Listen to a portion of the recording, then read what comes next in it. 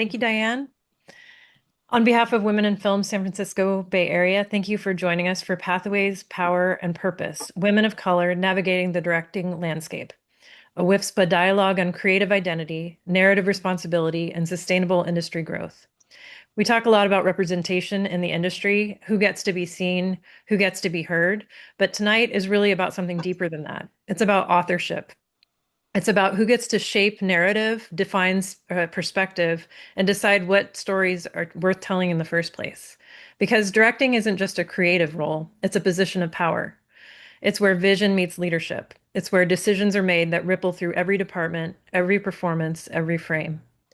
And for female directors of color, that path often requires not just talent and persistence, but invention, building access where there isn't any, navigating systems that weren't designed with you in mind, and still choosing to create work that is honest, expansive, and deeply human. What makes tonight special is that our panelists aren't just talking about these ideas, they're actively shaping the industry in real time across television, independent film, documentary, and self produced work. Each of them brings a distinct voice and a different way of moving through this business. So, this conversation isn't just about how they got here, it's about how they think, how they lead, how they make decisions, and what they're building next. I invite you to listen not just for inspiration, but for insight, the kind you can actually take with you into your own work and creative life. So let's get into it. First, I'd like to introduce Kristina Thompson. Please join me in welcoming her, an award-winning writer and director whose work spans television, film, and audio storytelling. She's contributed to series like FBI International and Demi Monde, and her acclaimed scripted podcasts have earned her two NAACP awards. Her directing work has screened at festivals, including Bronze Lens and Bravemaker, and she's currently developing her feature Worth It, while participating in the Ride Back Rise Circle. In addition to all of that, she's also shaping the next generation of storytellers as a professor at DePaul. Welcome, Kristina. Next, we have Saray Bravo Guidetti, a director drawn to bold, emotionally rich stories centered on complex, multi-dimensional characters. Her films have screened at festivals including the Los Angeles Film Festival and the San Francisco Latino Film Festival. She's also worked across major productions from Supergirl to HBO Max projects like Dead Boy Detectives and Love Lizzo. In 2023, she directed an episode of The Blacklist, and she's currently developing a feature rally racing romance titled Sin Alioto. We're also joined, welcome to Kealani Kitaura, a filmmaker, producer, and actor whose work centers on intimate, character-driven stories that explore identity, family, and belonging. Through her company, Tiny Rabbit Productions, she's developed and produced over 20 short films and recently wrapped her second feature. Her work is deeply rooted in elevating underrepresented voices in independent cinema. And as a lead actor in the film Kensukura, so sorry, I probably mispronounced that, Kensukuroi, she brings a powerful performer's perspective to her work behind the camera. Is everyone, hi, Olivia, sorry, I'm just checking in with our tech to see if we can spotlight each person. Yeah, sorry about that. My That's okay. laptop closed. Oh no. She's having a little bit of connection issues earlier. Thank you so much, Olivia. And there are your beautiful faces. Awesome. And finally, please welcome Julie Rubio, an award-winning director, producer, writer, and actor, and the president of Women in Film San Francisco Bay Area. She's the founder of East Meets West Productions and has created an impressive body of work, including East Side Sushi and many other films distributed across platforms like Netflix, HBO, Amazon Prime, and Apple TV. Her latest documentary, The True Story of Tamara de Lempicka and the Art of Survival, has premiered to sold-out audiences worldwide and is now in theatrical release with AMC, continuing to expand its global reach. We appreciate you all being here with us tonight. Without further ado, I'll jump right into the subjects. I'm going to break them down to like 5 topics, and we'll spend like 10 minutes in each. So I'll just dig right in. Each of you has taken a distinct path into directing, from television and studio systems to independent production and grassroots filmmaking. I'll just pose this to everyone and see kind of where the conversation leads, and might spotlight a few people as we go, depending on how the conversation goes. But the first question is, as female directors of color, do you feel your entry into directing required a different kind of navigation, whether that's access, gatekeeping, or even self-perception, compared to what you see around you?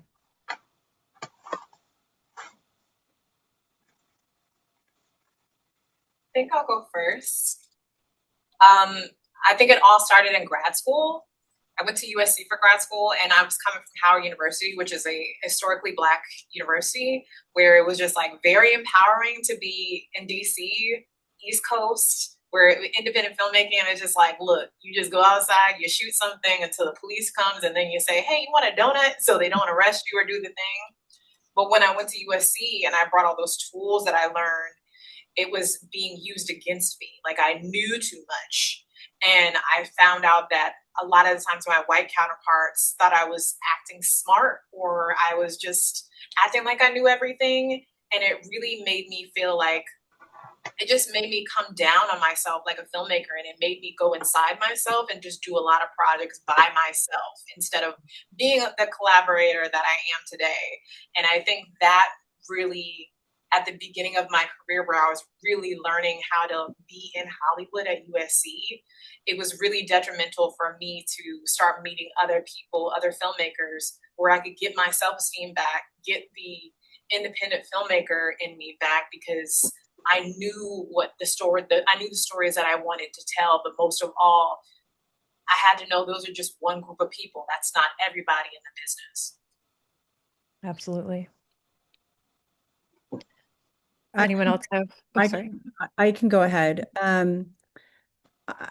didn't always feel like I was entering the industry through the front door. I sometimes felt like I had to find that side door, and really, I think kind of create my own door. And I just learned very quickly that talent alone is not always enough. I just really had to advocate for myself and my vision and keep going, even when I think the room not only fully decided that I belonged there, I think they would actually, I felt like sometimes I just didn't belong there. And I had to pull up my own chair to the table and not really wait for anyone to pick me. I think that was pretty much the most important thing is just to go and to do it. When I was producing East Side Sushi, that story was also about a woman that, you know, was constantly having to navigate assumptions about her culture and about where she belonged and her abilities. And I think also with doing my film on Tamar de Lempicka, this documentary that I just finished, again, here's this woman, she's Jewish in a time where it's very dangerous to be Jewish, like it is again today. And she also, uh, she was bisexual and she was other in so many ways. She was a refugee and she had to navigate that world and really survive within that world. And I think that there's these stories of people that come before us that can also help us, our ancestors that can help us, guide us to understanding like who came before us. And sometimes we're the ones that are leading the way and we're the ones that hold the power, but we just don't necessarily know that we hold the power. So I think, not expecting anyone to choose us, that we have to choose ourselves and we have to just go out there and just do it. As you were saying before with doing your guerrilla filmmaking, right? You just were out there doing it. You weren't waiting for someone, Kristina, to pick you. You were just doing it. You were making it happen. I want to add to that because I think that that's great. I think for me, I've always treated my career as a marathon, and I did come up in a time where, if you were young, you didn't have the opportunity to like, direct right away. I feel like things are different now, but I think that there's beauty in treating your career as a marathon because you're able to, you know, go out and get your tool set, learn all the different skills. For me, I was able to start at the corporate world on the studio side, learn big picture, then go on the show level. But I think that when I was there, I was like, okay, I think that I understand. And me, I come from television. I understand television very well. So now I can invest in myself and bet on myself. And then I started directing. So I think that that you should be doing that because we're all artists and we should be investing in ourselves and betting in ourselves.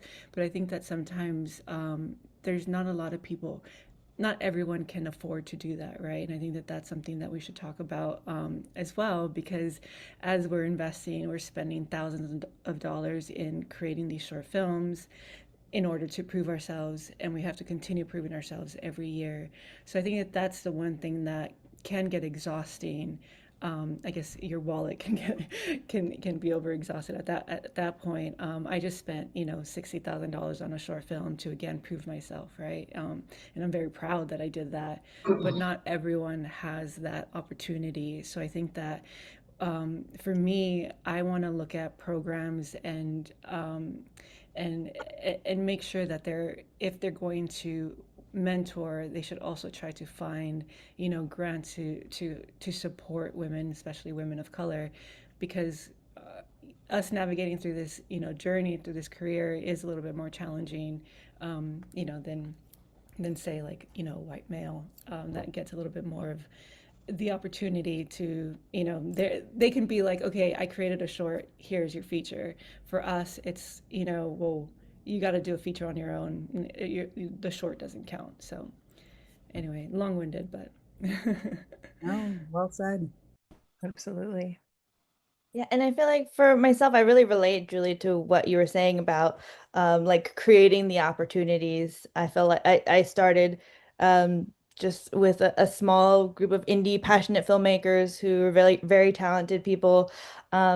But in terms of like I don't feel like I realized some of these barriers until I started getting into the industry a little bit more and getting more exposure to different types of crews and people. And I feel like along the way, I just kind of aligned myself with people who had similar values and who just respected each other equally versus having any kind of like hierarchy or having any kind of certain attitude or like a, outlook on, seeing people as like like they're a female. But I have definitely experienced and seen firsthand, seeing a male producer being treated differently than a female producer. So it's really interesting, but I think what I've learned along this journey is that like when hard work and aligning yourself with the people who have a similar work ethic and respect for each other has been so valuable along the way. And I think that's what's propelled me through this journey. So yeah. Absolutely. Um, what is was there one decision that any of you, please take the question. Was there one decision that you made early that changed the trajectory of your career?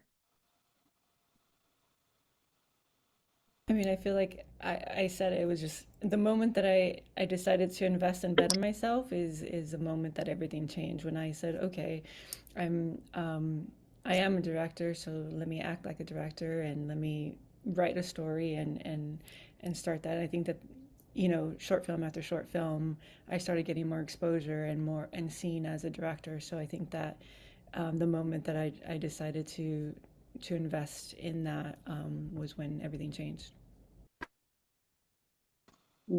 I have to agree with her. I think, as a woman, and I think as a woman of color, you can feel like when I was younger, I felt like I had to be chosen, I had to be picked.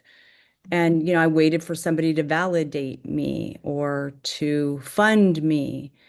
And I started to realize that if I kept waiting, um, that the industry was never going to give me permission. I might be waiting forever. So I started to write my own stories. I started to um, write my own perspective and know that that was enough and that I could, no one was coming I had had a child at that point, and no one was coming to my little small town to come pick me. So I think that that decision, changing my own story in my head, changing my own belief system, I think was really important. And I think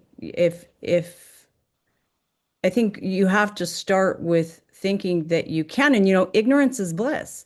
Had I known what I know now, I would have never started this. I would have never done any of this. I think we had Lois Vossen on from PBS, and she said, if there's something else you can do, please go do it. Don't do this. Don't do this. And I was like, oh my God. It's funny, but it's true. It's absolutely exhausting. And and yet it's so beautiful when you create something from scratch. You create something that's magical. And that you do it yourself. That's, I don't know, that's life-changing, really. Absolutely. And can I just say one last thing? It's not just life-changing, it's changing the whole world. Because then somebody else can see somebody that looks like you in that chair and go, wait a minute, I can do that too. And we need that garden to be full of all of our faces, all of our different sizes, all of our different uh, minorities and shapes and sizes. We need that to help change the world for the better. We'll be stronger for that. I was gonna say, when I made the decision to be a writer first, that opened so many doors. Because I say I'm a director first, but when I had a teacher in undergrad tell me that I couldn't write, and I stopped writing, and I just focused on directing. And when I went to grad school, I had one professor of color who just happened to be Aaron Rasan Thomas, who's a co-creator of SWAT, but then he was a story editor on a procedural at the time.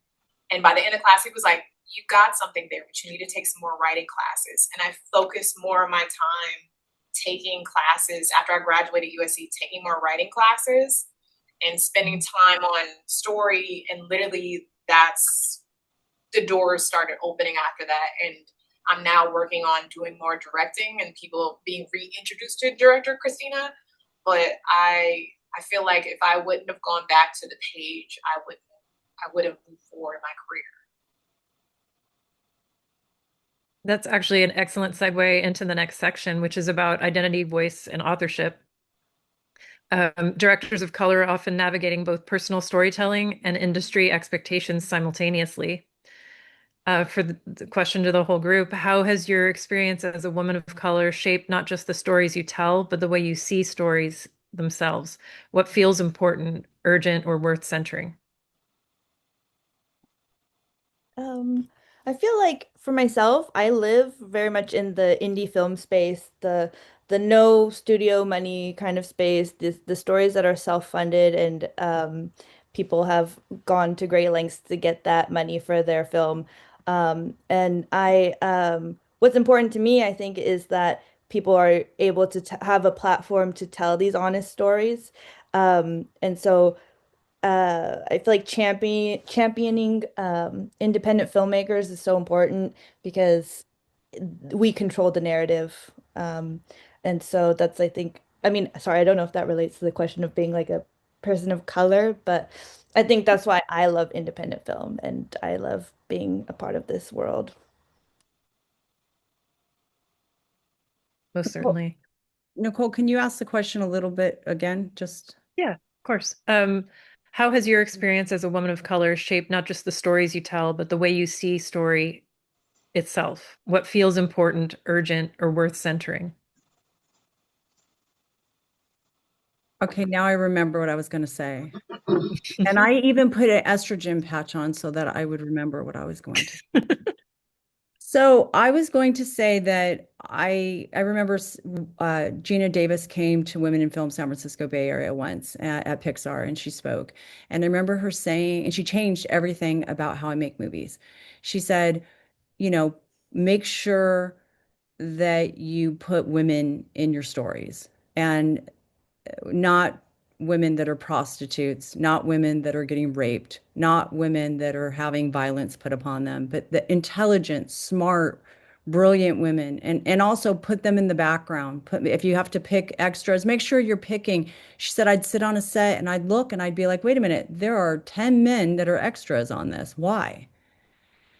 And I just thought that was so important, that Bechdel test 25 years ago that came out that was so important.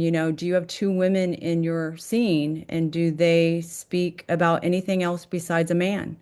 And how many movies fail that? And so I think it's so important to also realize you need to have people of color in your films. You can't just have all white people and one black person in the background. Um, and I remember with East Side Sushi, somebody said, "How come you didn't have more black people in the sushi restaurant?" And we said we did have people that were black in the restaurant. Look at the film. But behind the counter, how come you didn't? And I was like, well, because it was a sushi restaurant and she was Latina and she was the only Latina allowed behind the table at that time. And she was fighting for that cause. So you try your hardest to do what's right and then you have to even push it further and you have to put yourself in check and you have to say, who's in my audience? Who are behind and what am I doing as a director, or as a producer, or as a writer that's contributing to the problem? And I also think it's really important for women to take care of each other and be there for each other, especially now. I'm so sick of people saying, feminism it's been taken too far. We're too far. No, are you kidding me? The amount of women that we're finding out that men of power have abused, unfortunately, we're just at the beginning of taking care of women.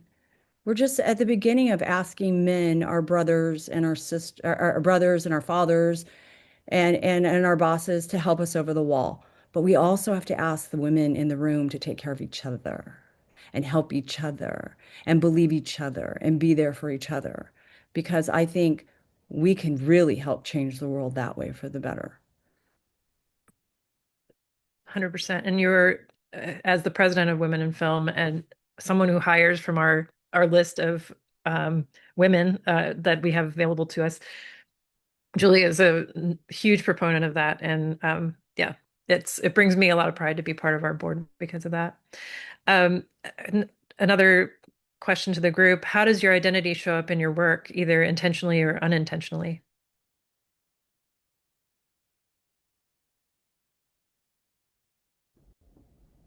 I guess, I mean, for me, I see it as, I see art, I see storytelling as our own lived experiences, going through these characters, going through these different story threads that we put together or that we are lucky to direct. So it's so natural for us to, just put ourselves in it, right? Like the way that I feel, about something is gonna be, I'm gonna naturally kind of put myself in there, and I love that.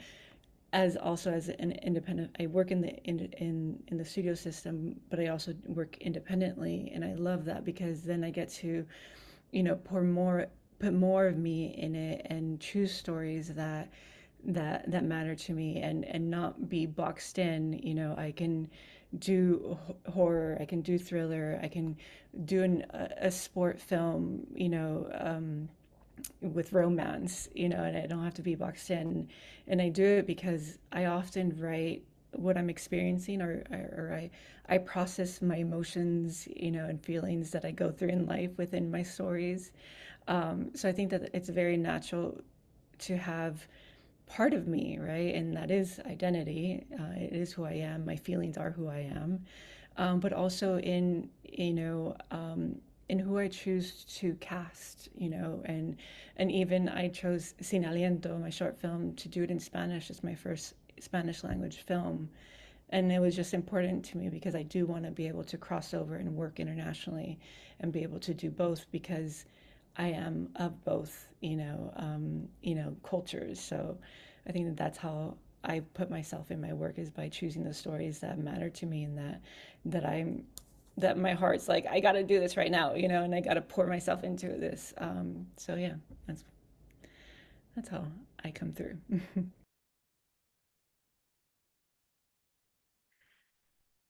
Is there a story you haven't been able to tell yet, but are determined to? Oh, I was just talking about this on set the other day because I am a TV writer and I've been out of work since the strike, and I was trying to figure out what is the next thing I'm going to write that's going to get people to like be like, oh, we need to hire her. And the writer on the show that I'm shadowing, she was just like, just write what you want. Like, what's a sample? Because she was like, how many samples do you have? You have like one? I'm like, I got five. She was like, well, do you like all of them? I was like, yeah. She was like, what's the one that you like the most? And I was like, my one that's called House of Balls. And it's my dodgeball pilot that everybody is like, you need to turn into a feature. Because I've been playing dodgeball for the last 16 years. It came from, I was in a pitch class in grad school, and the writer who we were talking to, we were asking what his outlet was, and he was like, dodgeball. And I was like, okay. And he was like, check it out. And I checked it out, and it was such a great thing to be a part of in the community, but also it was a league of women where I think I found out like years later what people actually did outside of dodgeball. Over half of us were in entertainment, and this was our outlet. And that was where I was like, that's the one story that I'm passionate about, because it's women. Like, I wrote about women from all different cultures, backgrounds, but it also shows me of like a coming of age, a woman trying to kick ass, but still being vulnerable, getting hit in the face with a ball, but like the story of vulnerability and having fun and what that looks like when you're a certain age and different ages, and trying to relate as well too. That sounds awesome. I want to see it. It also, yeah, I thought of something that I slipped my mind. I think we can move on to the next section, which is genre, scale, and creative risk. This group spans grounded drama, experimental work, and cross-genre storytelling. Do you feel that there are unspoken expectations around the genres or kinds of stories female directors of color are supposed to tell? And have you ever pushed against that in your work? I kind of talk about this. I'm a professor and I teach the inclusive representation in TV and film. And we talk a lot about the white gaze and the white glance and just how the white male is taking over the image. So talking about the Bechdel test of just like making sure two women are talking, it's also about perpetuating the cultures and the different backgrounds that we also perpetuate, of just like the girl with the big ass, the big tits, the, as we were talking about today, indigenous and the Asian representation of talking about yellow face, and how we just see one type of person on screen. And it's just like, okay, how can I see myself, but also different cultures, and not just be like, oh, let's put a Latino up in there. Let's put a Black person up in there. It's expanding what the story could also be about, not only with my voice, but another person's voice that we haven't seen before. And a lot of times that can be super fucking hard. Let me just say that.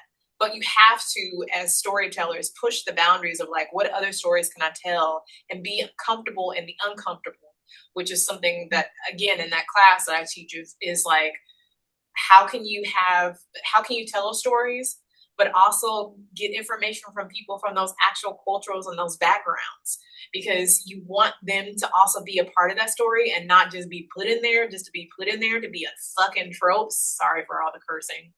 But again, pushing those boundaries of what those Hollywood tropes that we've seen time and time again, and how can we make them new and fucking cool and like, yeah. It's funny. I made the true story of Tamara de Lempicka, and she wasn't Jewish when I started. She had a completely different name, a completely different birthday, and this is this documentary that I've been working on, and it's now out in theaters and playing. And I don't know that it would have been okay for me to make a film about a Jewish uh, woman because I'm not Jewish. But because I discovered she was Jewish in the middle of all of it, I was allowed to then tell that story. But really, her story, in a lot of ways, uh, is my story. And it's so many other women's stories, being other in so many ways, being bisexual, being a woman of color, being having to hide who you are to sometimes fit in. Um, so I think what Christina's saying, it's very important, yeah, background people, like let's get every color and we don't necessarily have to think about what their background story is. But yes, we must research and make sure that there's representation and that we're watching what we do with these stereotypes. I mean, Tamar de Lempicka, they really over sexualized her, dumbed her down, really only talked about that she slept with men and women and her models. And then here she had so much more to her story that she actually was having to hide in order to survive that she was Jewish, hide that she was bisexual, hide that she was even an immigrant to the United States, a refugee to Paris. So, yeah, I think it's interesting the stories we're allowed to tell. And then I was lucky enough that I got to tell this story, even though once I figured out who she was and that she was Jewish, I realized later on I probably wouldn't have been able to tell that story, especially a few years back, without getting some flack, you know? So I think we're championing stories that people wouldn't necessarily even want us to champion. Um, and I think we're already such a small percentage. I think it's like 3 to 4% of women directors for independent film are women of color at this point. That's so small. 25 years ago, it was 1% when I first started of women that were directing. It hasn't even changed that much. So I don't know what I'm trying to say. I just, it's a really important that we're here. It's really important that we're doing it. It's really important that we're represented and that we're helping change that. Absolutely. Um, for the group, what kind of stories or genres are you most drawn to right now and why?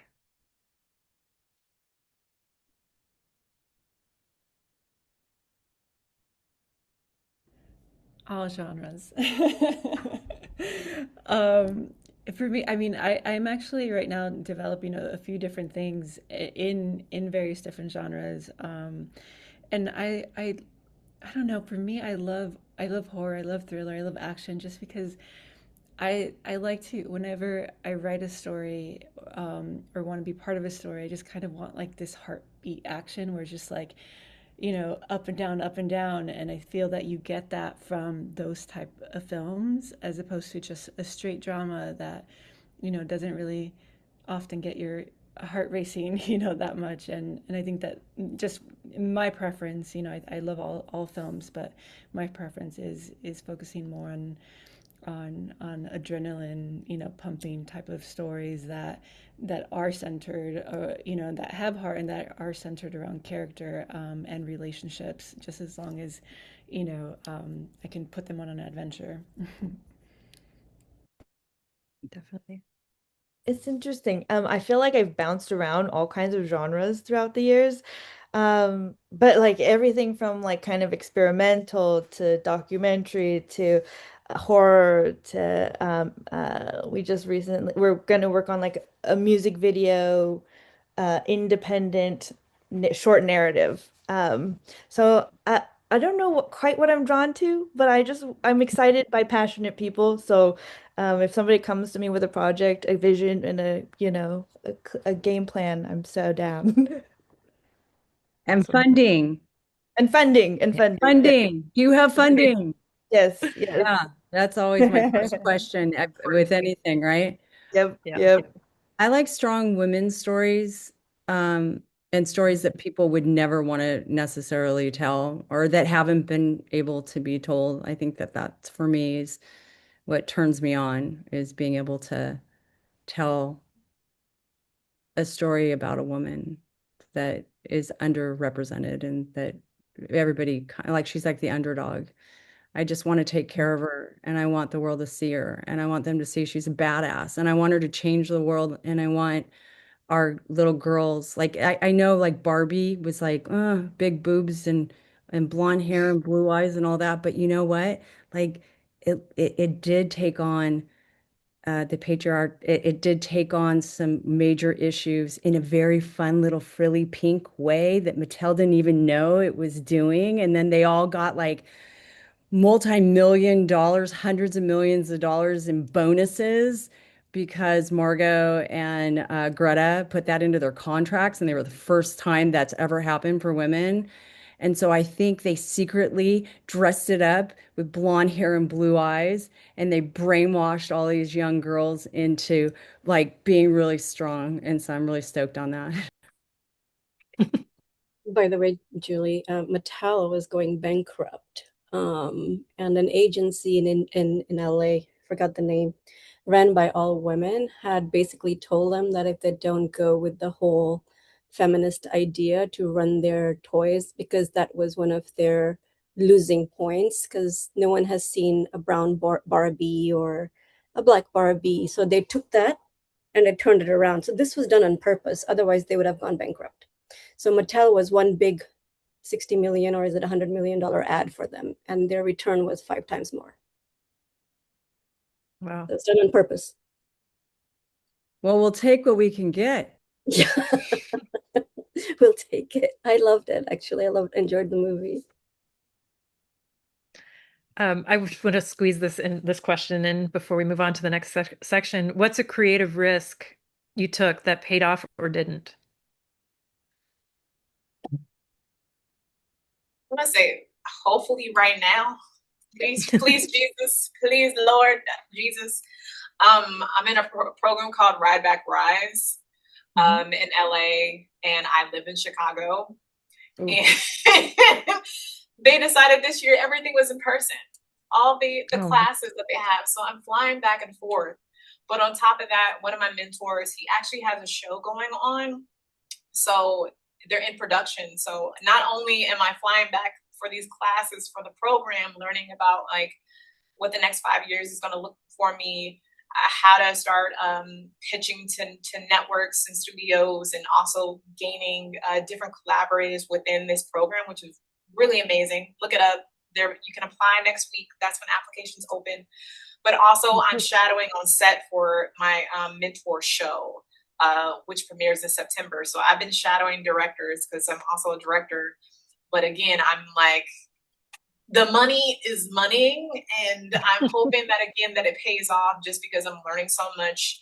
But also I have the opportunity that I've been asking for years, and that since I haven't gotten to a directing program, it's been essential with just shadowing these directors. Like I've shadowed Millicent Shelton, Seith Mann, and now Darren Grant, who back in my day, these are the key people that I looked up to, and it feels like a full circle moment where again I'm learning so much from the writers on set, but also the directors, and getting an education at the same time, going back and forth, and also trying not to crash out because of the back and forth time difference.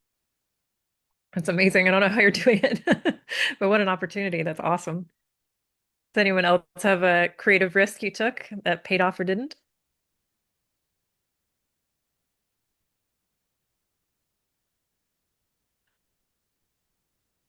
I don't know if it's a creative risk, but I'm just gonna like keep circling back to investing and betting on yourself. I so I work in post. I'm an AP post producer, and I was kind of like, I'm like, I can't, like, if I'm in this world, which is like a great world to be in, you get consistent pay and you're working almost a full year. It's fantastic. But I needed to just direct, and I left cushy job and bet on myself, and I'm like, okay, like let's see what happens. and and that was a risk in itself, because I mean you have to pay your bills, right? You have to pay rent, you have to have a home. And I mean, I guess you don't have to, but you know, it's nice to have all that. And I got really lucky where I ended up going into other spaces of directing branded content during that year. That's when I produced the Love Lizzo documentary, and then I got into the NBCU TV directing launch program, and then I got to direct on The Blacklist. So taking that risk in, like, I don't know where my money is going to come from, but I want to only direct. So yeah, that was my big risk, and it paid off. It's incredible. I would say distributing my film ourselves, which is what we're doing right now. Even though we did just do a theatrical with AMC, it's been a year, over a year and a half, doing film festivals, museums, theaters all over the world. Like we're playing 40 theaters in Poland this month. We played 30 last month, 30 the month before. We just played 21 theaters all over AMC's. We played everywhere from the Roxy to Lincoln Center. Like we've played all, and separate of AMC, like we've played over probably 50 theaters just in the United States, and then major museums like the Fine Arts Museums. We just played the Pompidou in Malaga.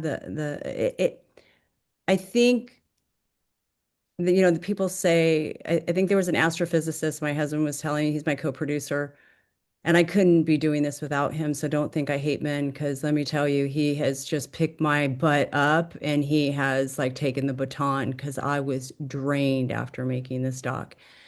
But he was just talking about astrophysicists talking about manifesting, and how it's actually a real thing. Like there actually is energy. And when I wanted to meet my associate producer that I worked with every day, and I was like, we're going to Spain. I don't know how, and they're going to pay for us, and I don't know how. And we ended up doing a film festival, the Mujeres Film Festival in Madrid, and then they ended up paying for us to go, and we ended up going down to Malaga and then playing the Pompidou and meeting him, and it was surreal. And then going to Paris and playing in Paris, like what you can make things happen. It's you need a team and you need a lot of people around you, but you really can manifest some serious crazy shit. Think about it. You're working with this thing that you can't see, like writing, right? And you're making a story, and then you're using something like the telephone, you're using cinematography, you're making something from nothing that people can watch back, and they can hear it and they can feel it, and it can stop a war, it can start a war. Like it's crazy the power that we hold as filmmakers. And you can self-distribute your films. You don't have to have the exhaustion at the end and then have the bottom feeders come take your film and keep you in the red the rest of your life and not make a dime on your film. And that's what happened to me for 20 some odd years until the last 5 years, where I finally took over my own distribution. And for the first time in history, we can do that now. Absolutely. And we've had some really great other programs in Women in Film events that talk about self-distribution, and Julie's experience through her like producing and distributing her event. If you haven't seen them, the events that have already happened, you can check our YouTube page and maybe catch up on those. But please also look out for more events on that. Moving on to leadership, collaboration, and set culture. Directing is not just creating, it's leadership, and leadership styles shape the entire production environment. How does your identity as a woman of color influence the way you lead on set, whether in how you build trust, navigate authority, or create space for others?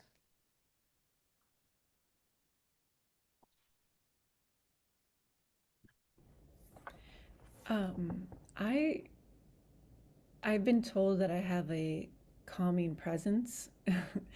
And I think that that has been very useful for me because I don't ever really panic if I'm the kind of person that's like, okay, well, let's figure out a solution and let's fix it. So I think that my leadership is calm but is powerful. And also I'm able to listen. I think that that is leadership, is listening to others and and and and not having ego drive. Even if it's your own story, you are hiring other people for a reason because they're experts in their field. So it's about that collaboration. And I think that if you have that, then you gain the trust and respect from everyone. And I think that that makes, you know, that's what can make you a great leader. And that's what I strive for. Yeah, I feel the same way. I feel like for me, the way I like to lead on set is, to demonstrate how things should go, how people should treat each other, how people should communicate with each other. And it's so important that that comes from leadership because if leadership is kind of a mess, the rest of the set kind of follows. It's pretty incredible. Um, and I think like again, aligning myself with people who have the same values, who also respect and communicate in a kind way. So I feel like leading with kindness, leading with calmness, like Saray said, is so important. It'll set the tone for the set for sure.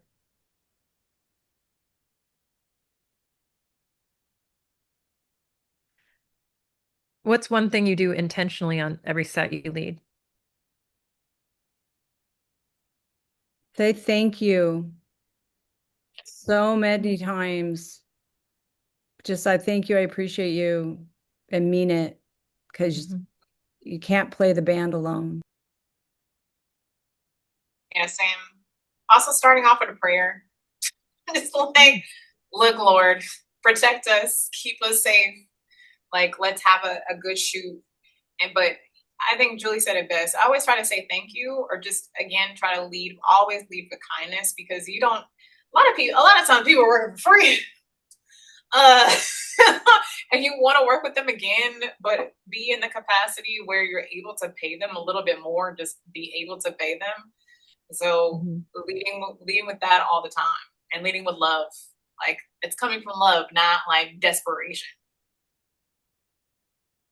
Definitely. And feed them good food. Yeah, absolutely. What does a safe or creative set look like to you in practice? It's kind of already, we've come, is there something additional that you'd like to add? We've already kind of touched on this bit. I think film is like such a collaborative art that it's like really important that everybody have an opportunity to contribute to it. It's not one person's ego is not more important than the entirety of the team. So I think that's so important.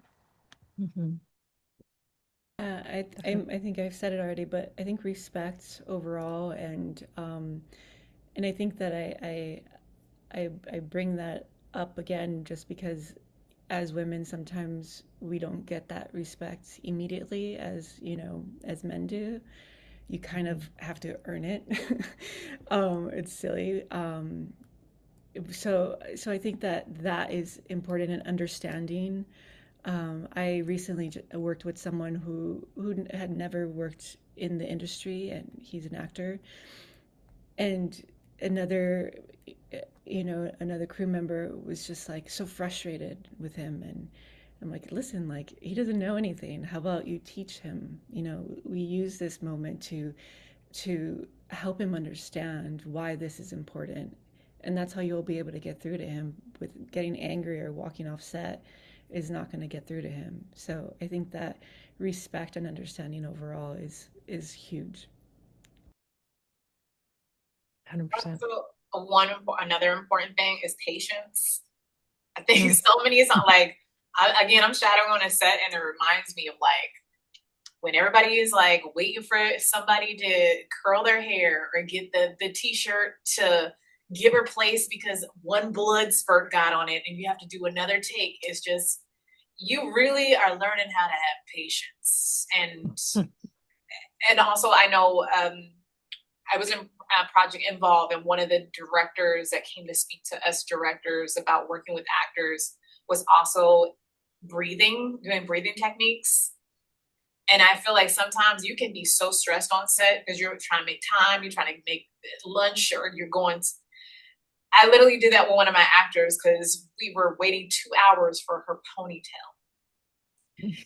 And she was getting frustrated. She was like, "I'm so sorry. This is my fault." I was like, "We're gonna breathe, and we're gonna do a 3, 2, 1." And I didn't even want to do it, but I also needed it. And it both kind of like leveled us out of like, everything is fine. Like, this is just, it's a film. People are gonna see it, but like, we're not curing cancer. I wish I did, but like, let's just breathe, guys. I want to work on all of your sets. This sounds so amazing. Beyond individual success, there's the question of longevity, access, and systemic change. Looking at the industry right now, where do you feel female directors of color are gaining real ground, and where are the barriers that still are very much intact? I will say that we're still having some good mentors for women. There still are a few out there, and I can't say that a lot of the times. But when I find one, oof, there are some good ones. And they will not treat me as their daughter. They will treat me as an equal to some degree, but will also take the time to teach me or let me cry or give me space to know it's a safe space for me to ask questions and it just do the thing of, I don't know what I'm doing. Can you give me an example, or can you just like fill in the space of what I don't know what to say to you?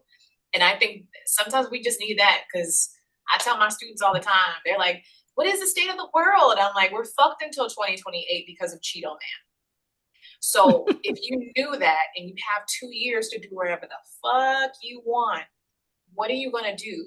And I learned that from Women First. Of like, what are you going to do if you knew you had the time and you already knew you had the power within you to do the thing? Yeah. Well said. Definitely. What has been the biggest barrier you faced, and what helped you move through it? Men. No, I'm kidding. I think sometimes men, and I think sometimes women. And I've said that before. I mean, and I usually in the beginning I only hired women, and I to this day try and hire as many women as I can on my set. And I have hired 90% of the women through Whiff Chat, which is our listserv that Nicole was talking about over the last 25 years. And so I really do try, obviously qualified women and sometimes non-qualified women. I have women that started their careers with me and now are in Hollywood, and I call them for favors. I'm like, "Hi, remember me? You want to come speak? We need you to come speak. You know what you're talking about now. You've been doing this 20 years." Um, so yeah, but as Kristina was saying, mentorship is so important. I've had Barbara Streisand help me for 8 months on my film, and guide me through her section and make suggestions. I just was lucky enough to have Sharon Stone slide into my DMs on my Instagram and then slide into my comments and then post for me about my film playing at AMC. God bless them. You know what I mean? That these women like are taking care of an independent filmmaker and a woman of color and all that I am. I so appreciate that they're there. Angelica Houston helped, and I'm not just naming. Trust me, every single woman on this board had to read my script or had to watch my film, and a lot of them donated to my film. I mean, and then so many of our board members, helped. So. Yeah, there's so many great women and so many great men, but there's also some really bad people in the world, as Kristina kind of just said. And I think we have to, more than ever with AI coming in, which is, this whole other animal we haven't talked about. I think it's really important that, we have the good people at the AI table, and that we have some smart women at that table to help navigate which direction we're going. We can't just have the bad people at the table.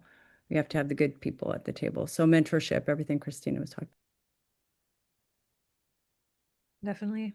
I think also, I mean, mentorship plus a job, an opportunity, right? Like money or something, you know. And I think that that's what a lot of programs struggle with, right? It's like we want to help you, but we can only do this much, right? So I think that there needs to be a shift in the hiring power, and also kind of like opening themselves, because I feel like even, you know, we talked a little bit about this earlier of like the many you know, proving yourself over and over, and all these like you know, you have to jump over so many hurdles, right? And I think that for me, what I've faced is like, I remember when I didn't have an episode, it's like, oh, come to me when you have your first episode. Great. Came to them. Oh, come to me when you have your second episode. And it's just like they keep kind of just like creating another kind of like, oh, here's another hoop that you have to go through, right? And I think, and I don't know what it is, and I think that, you know, if you look at our backgrounds, if you look at our work, like, why is that not enough? Like, why do you have to have all these other things that to prove yourself? Not everyone had to do that and are able to have these opportunities. So I guess like for me, where I'm getting at is just also, you know, mentorship, but also a seat at the table, a job, money at the end. That's the only way that we're going to be able to, you know, launch forward. 100%. So well said. We need funding. We do not get funding. We don't get funding. That's the problem. Men usually have 10, 15 films before we're done with our first one because we don't have funding. If I may add to that, stop canceling these programs. But on top of that, when you're in the program, still giving people the benefit of the doubt of giving them what they're in the program for, whether that's writing or directing. Because I'm hearing within the last 2 years, people get into these programs, they're promised the thing, and then they don't give it to them because they don't want to pay for these people in the program. After literally, these programs are so freaking hard to get into, and then you don't get the opportunity after you were promised, and it really sucks. Because especially women, we're given less, women, non-binary folk, we're given less and less opportunities. But yes, the men, it is proven fact, men are given more chances, and even second chances after they fuck up, which again goes to the fact of give them the opportunity, but also give them a second chance. Because I'm so freaking tired of people saying like, well, the woman's film, it wasn't so good. And I was like, well, his film was 5 times over terrible, but he's still given another multi-million-dollar movie. Like we shouldn't be comparing. We should say, let's give him another chance, and let's give somebody else an opportunity that never gets an opportunity. I'm tired of but DEI, we canceled that. Now look at what we got. And now people are complaining. The people in the middle of America who said they just want to see white people on TV, that's a proven lie. They actually, those people who are probably in the KKK who want to see a Latino face on camera because they're tired of seeing their white face over and over again. Which it's a proven fact. Again, I teach this. Love my people of color.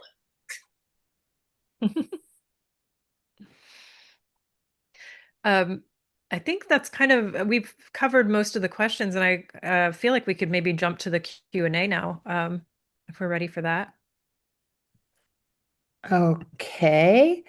What a thoughtful, revealing conversation. I just thank you all so much for your honesty and your sincerity. I'm sure this discussion has spurred a lot of questions in the minds of all of you out in the audience, so let's hear some of those questions. But first, let me tell you a little bit about the process for the Q&A. First, click on the raise your hand icon if you have a question. It's usually down at the bottom under reactions or something like that on your Zoom. I'll call on you, and you can unmute yourself and ask your question. Direct it to one person if you'd like, or if it's the whole panel, that's fine. And then when you're done with your question, mute again, and then we'll hear the answer and move on. You can also put a question in the chat, and I'll try to get to that as well. Okay? So let's see who we have. Do I see a hand? Okay, Goonie. Oh, hi. Hi. Who would you like to direct your question to? Hi, my question is for Julie. Hi, Julie. I really liked what you said about your process and just getting your hands dirty right from the beginning in distribution. And the second part was the manifestation part. So two questions around that. When you said distribution and you first started doing that, like what was what was that like? I mean, did you really sit down and make a list of all these theaters and started calling them? I'm just curious as a first-time filmmaker, like what did that look like? What does distribution look like for you? Well, Or what was it?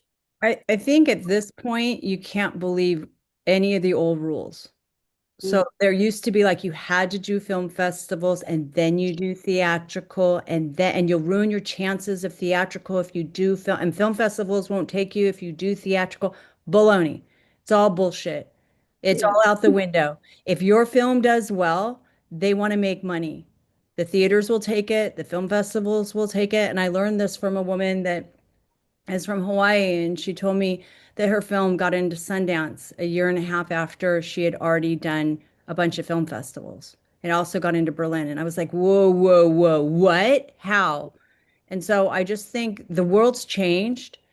And if your film is doing well, which our film at first didn't do well because of the Broadway show, we were supposed to be in Tribeca and we were on the short list for Tribeca, and then the Broadway musical fell off a cliff. There was like probably 20 really horrific critics that just killed that thing. It was a $20 million musical starring Eden Espinosa. She was nominated as for a Tony Award, and we were going to have them come sing. And oh, they waited for to tell us yes or no the day after the critics came out and we were no longer in Tribeca. And I was like, oh God, we're dead. We're dead. None of the film festivals were letting us in. We're like, what are we going to do? And next thing I know, there were some serendipitous moments that happened. We got into Mill Valley because Mill Valley was so stoked that the exhibition of her whole life was happening at the Fine Arts Museum at the De Young, and that they wanted to play our film during that time. And so and then that happened to be, I wanted to have the film released the year before it, and we didn't because of timing. It ended up being the centennial of Art Deco, 100-year celebration of Art Deco, which she's the queen of Art Deco. So sometimes some things are serendipitous, sometimes things are planned. And from that point on, we sold out at that film festival. Nobody paid us. They made like 10 grand off of us, but we sold out all of our screenings. And then they wanted us at Lincoln Center. We played there. We sold out everything. And then we started asking 2,000, 1,000, 3,000 to play our film because at 50% at theaters, normally you can't do that at the beginning, but we kept selling out. So then you could start to ask and get a little bit of your money back so that you could keep going. Thanks. So you actually did partake in all these film festival, even though they're enormous and highly risky, I feel, and very hard. Eventually, it's not like you went and called like a distribution list. You went to Tribeca, and after that, I went to Mill Valley and then I opened up at the Roxy and did okay. private screenings there. I was told, don't do that. You're going to kill yourself. I did it. It was fine. We did another 30 theaters after that, along with another probably, 20 film festivals after that. And then we were able to ask the film festivals to pay us. Did you So know film festivals can pay you? I didn't know that. I've been doing this 25 years. Like, we could get into distribution another time, but I'm telling you, this is a whole new world. And one of the things we might want to do with women in film, we're talking about, was we just played my movie last week. 80 people came, and we're talking about doing that with all of y'all that have made films and giving you guys money to play your film. So even if you just want your crew and their families to come watch, and you guys actually have a screening, and then you can come do a Q&A, and then you guys will get paid. What a concept. That's great.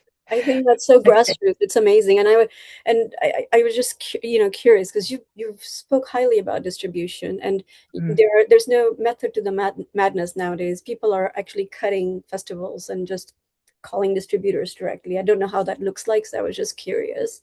Oh, good. Well, thank you for that, So Uni. different, yeah. So, and you said it very clearly. You don't want to wait for someone. I'm in funding, so right now, and I'm like, you don't want to wait for someone to give you the money. So I was very curious because Tamara is just playing so many places, and you're playing in AMC. That's pretty amazing. I don't know what that looks like. We can talk about it later, like, and I'm probably going to have a distribution panel, so that way we can get the other questions. That's great. Let's All do right. that. Thank you, Guni. Sure. There's another question up here from Courtney. Hi. Hey, Julie, I did attend your event. It was fabulous. Loved it. My question is really about, did all of you attend university for film? And if so, I mean, because I kind of feel like those of us that didn't get a formal film education have a lot more barriers, or maybe I'm misconceiving that, but I wondered, do you feel like that is the case? And if so, are women of color more just, affected by that as well? What's your observations being in the industry?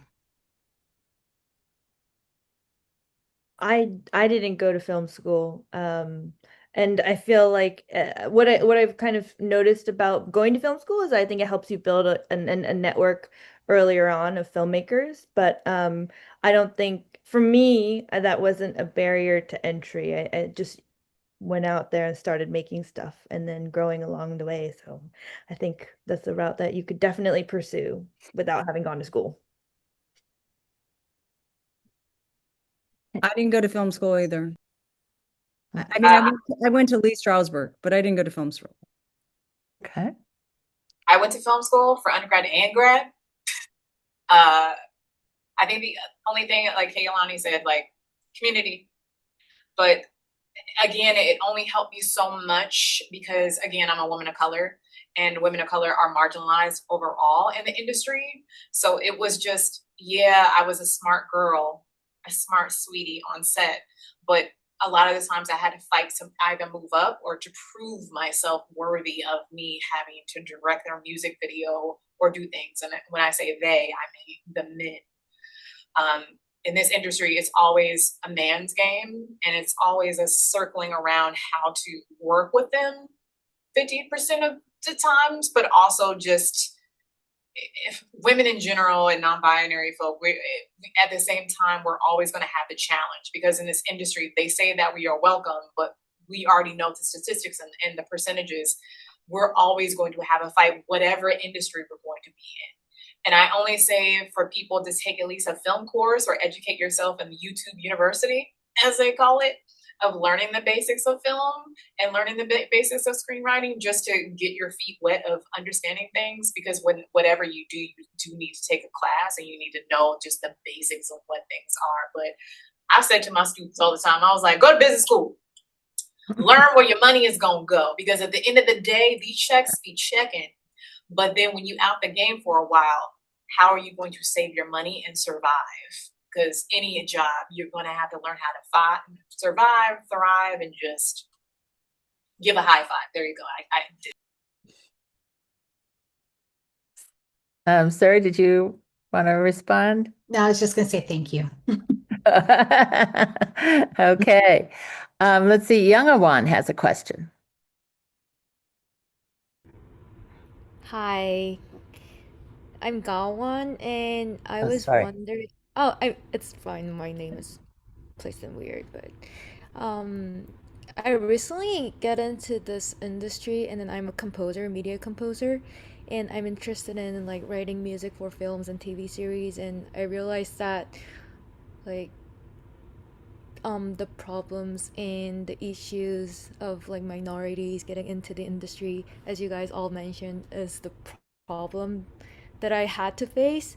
So I was wondering what mindset did you guys have in the like beginning of your like career journey to actually um do not underestimate myself and then show up to everything and keep it up with like manifestation and stuff.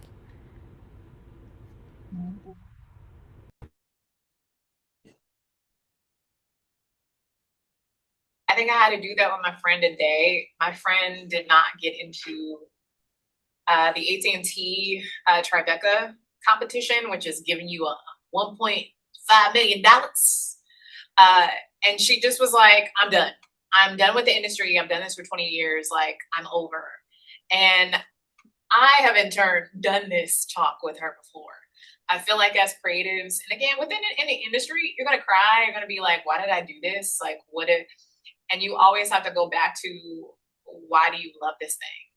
And if you don't love it, it's not going to last long, and you got to find something else.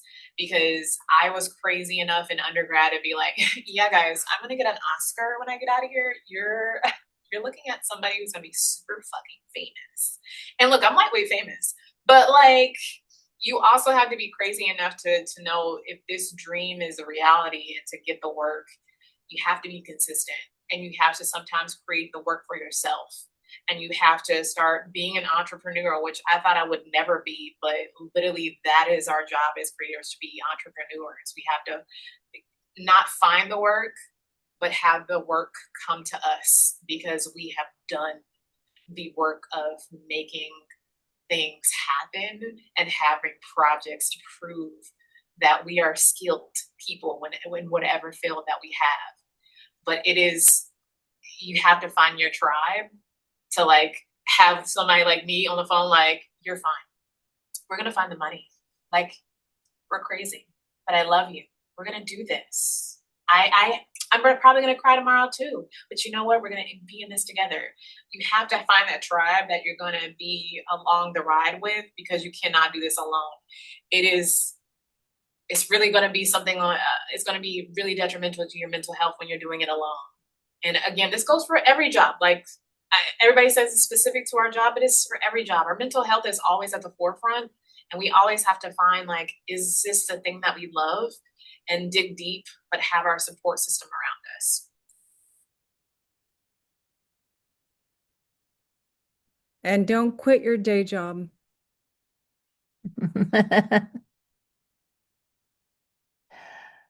Anyone else? Okay, thank you so much for that question. Looks like that's about it. Great question. Oh, Courtney, you have one more? Go ahead. Just real quick about mentorship. You all spoke so highly of it, and I'm just curious as to, advice on how we can find other women, strong women, who have the time to do that kind of mentorship for people that are new to the industry. Oh, hold up. Julie, can I go first? Because I'm going to give you a shout out. Well, Women in Film a shout out. Women in Film was the first time I got into the mentorship program in LA. So I got my first mentor with Logan Kibbins, who is a TV director. And I still am in touch with her to this day. Like, she is the bomb, shizzle. But I also had to show up and make sure that I keep in touch with her. But like, Women in Film was like the first mentorship program that I went through, where I actually got a mentor who actually cared. Like, y'all did that. Y'all found some good women up in here. That's great. Yeah, and I'll add to it, because I think this also addresses the composer's question is, I mean, Women in Film, AWD, they're incredible organizations that often are joining together, and I bring up the in terms of like the composer, like there's often meetups of composers, cinematographers, directors, producers that come together, and just like talking about your projects, like that energy, you want that. And we all need a composer, we all need a DP. So, just answering or giving advice on her question, And in terms of mentorship, I think that yes, mentorship that of incredible women that are having have a lot of films or episodes, but also look at your circle, around you. These programs have also allowed for us to create a sisterhood. And I think that that right now for me is the most valuable. I have incredible mentors, yes, but the most valuable and what I have day to day is these WhatsApp group threads from all these different programs that I have been a part of, that we lift each other up. We give advice because we all come from so many different backgrounds. So don't just look at the person, the director that has 50 films or whatever it is. Look at the people that are maybe a step above you or to the side of you, but have done, whatever it is. I think that start there as well. Don't feel despair just because you don't have, you know, someone someone so high up top, on your side. I was just going to say there's four. I was definitely going to say what Kristina was saying about women in film because it saved my life. And I don't like groups. I hate groups. And then I found this group and I was like, "Oh my God, I found my people." And that was over 20 years ago. So I love you guys. I really do because you've saved my life in so many ways. But I think I have like four women that have completed films right now that are in similar boats or a little bit ahead of me or a little bit behind me. And we all share like, how much did they pay you? How much do you charge? How much should I charge? What and we're honest with what we're getting paid and what we should ask for so that or don't work with that person. Don't work with that company. They are blacklisted. That guy is creepy. That guy's horrible. Or, that organization's it's not a safe place. Whatever it is, make sure. Like we recently found out somebody that we were thinking about working with was literally charging $5,000 to a bunch of different women and promising them all the same thing and not delivering. And he's making, he's got, 10 women and he's making 5 grand off of each one of them. And you do the math. That's what he's making every month. And he's lying to all of us. And we all talked. We all found out he was lying. So talking to each other and sharing how much you make and how much you don't and what things should cost, I think is really important. Great. Thanks for that question, Courtney. And we have one last one here from Amy. Amy's in. Do you have a question, Amy? Yeah, hey, shout out. And actually, thank you all of you. This has just been a really amazing panel. Um, and you're already kind of blending into the question. I was raised my hand for a few questions ago, but I was going to talk about, I'm actually making a career pivot. My day job turned into my new passion. So I've evolved, I've shifted out of film as much directly and am now very involved in higher education and loving that. It's my new passion. That said, I'm taking because of I'm furthering this career pivot for myself at the university I go to. They are having a career pivot series of workshops for us in mentoring. And one of the things we had yesterday, an amazing whole session about building a personal board of directors. And when I hear you talking about mentorship, it's in a lot of ways very parallel and a lot of overlaps with the board of directors, having a personal board of directors. A lot of similarity that it can be the same, but it can also be a little different. And I wonder if any of you have these kinds of relationships that you have with people who are not necessarily only about mentoring around film or your specific aspect of film that you're getting into writing, directing, producing, etc., but other people who may have to do with the economics of it. I'm an advisor, and actually a lot of my students who are majoring in film are also majoring in economics. Good for them, right? Good double major, right? So that said, but I wonder about your own, like, do you have people that you touch base with? One of the things that we are now putting together our game plan for is those areas that we need, like a cheerleader. We need that person, and we also need that truth teller. who's going to like, be really straight with us. We need a cheerleader. We need a somebody who's going to help us with the different areas that our strengths we're going into, and those areas that are not our strengths that we're going to need somebody to be able to go to on a regular basis, maybe three to four times a year, each one of these, and keep them ongoing relationship and approach with it being a mutually beneficial relationship and asking for like a half hour of their time four times a year. So do you have those kinds of relationships, and what are they for you, and how do you leverage those, and how have you built them, and how have they benefited from all of the panelists? I have to talk about this later on when we are closing, so I'll just talk about it now. We have an AI initiative this year, and so we bring in people from AI to teach us AI, so that we can have the good people at the table with the AI, so that we're learning. And also, this panel that we have coming up next month on the 30th is a panel that we have a woman that's a AI filmmaker. And we have two other gentlemen that Philip Shane and Basil Shadid and Rox, who they're all filmmakers. They're all making films with AI. And I think it's really important that we learn that. So that's something that I keep bringing back in and just making events, going to the people that are making films and learning how to do AI and discussing the ethics and the finances and how a lot of us are going to lose our jobs and how we can still have jobs and how we can swim in this new ocean and this new wave that's coming at us. Anyone else? Okay.